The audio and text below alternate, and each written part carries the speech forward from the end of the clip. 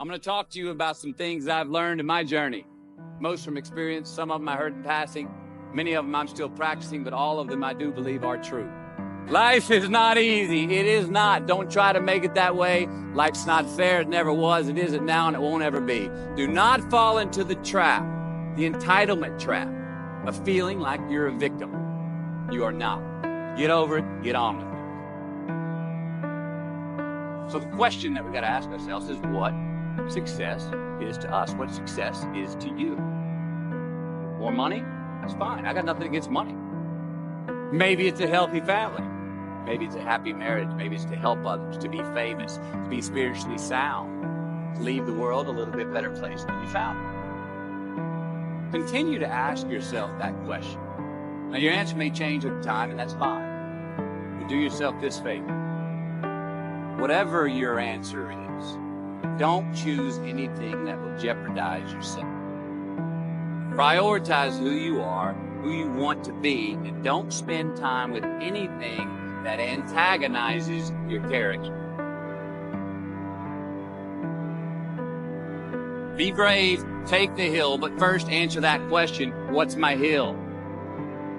So first, we have to define success for ourselves. And then we have to put in the work to maintain it. Take that daily tally. Tend our garden. Keep the things that are important to us in good shape. Where you are not is as important as where you are. It is just as important where we are not as it is where we are. Look, the first step that leads to our identity in life is usually not, I know who I am. I know who I am. That's not the first step. The first step's usually, I know who I am not. Process of elimination. Defining ourselves by what we are not is the first step that leads us to really knowing who we are.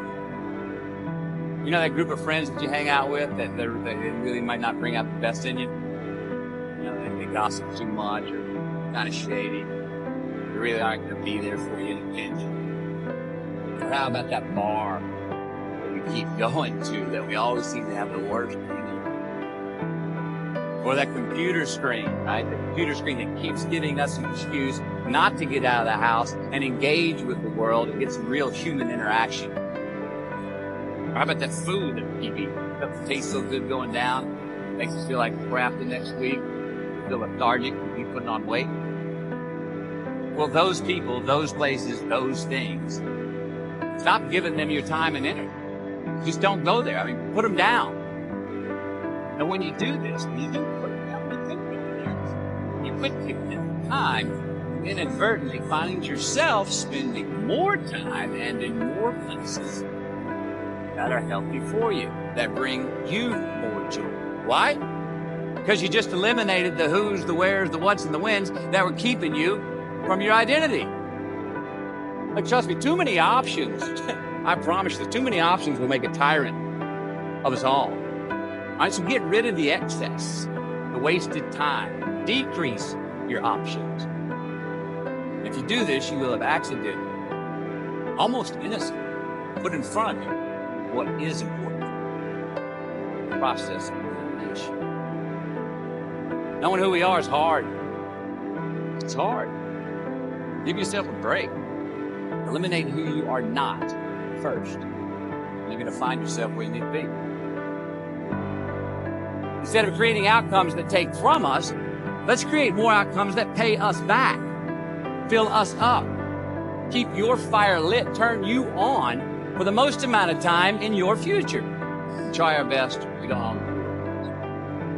Well, architecture is a verb as well. Since we are the architects of our own lives, let's study the habits, the practices, the routines that we have that lead to and feed our success, our joy, our honest pain, our laughter, our earned tears. Let's dissect that and give thanks for those things. And when we do that, guess what happens?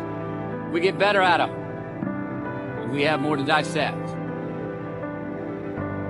Be discerning.